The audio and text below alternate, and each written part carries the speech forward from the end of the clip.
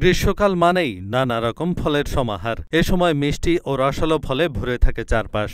আম নাকি লিচু, এই দ্বন্দ্বে পড়ে যান অনেকে, কারণ এই দুই ফলই অনেক বেশি সুমিষ্ট ও সুস্বাদু। টসটসে রসালো ফল লিচু কেবল খেতেই ভালো নয়, এর রয়েছে অনেক উপকারিতাও। ভাবছেন এতটুকুন ফল কিভাবে পানির ঘাটতি পূরণ করবে? তাহলে শুনুন, লিচুর প্রায় ৮২% হল পানি। তাই লিচু খেলে তা গরমের সময়ে সৃষ্ট শরীরে পানিশূন্যতা দূর করতে দারুণ কাজ করে। কারণ গরমে ঘামের কারণে আমাদের শরীর থেকে অনেক পানি বের হয়ে যায়, সেই ঘাটতি পূরণে কাজ করে লিচু।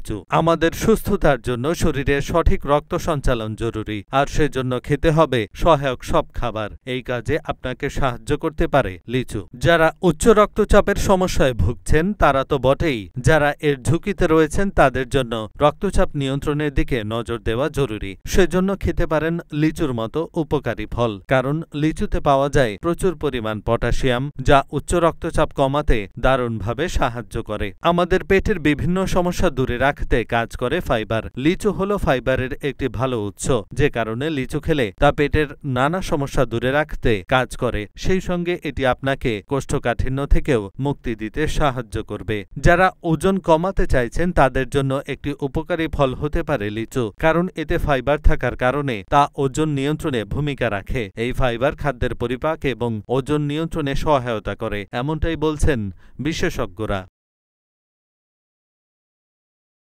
এহসানুল হক, ঢাকা পোস্ট।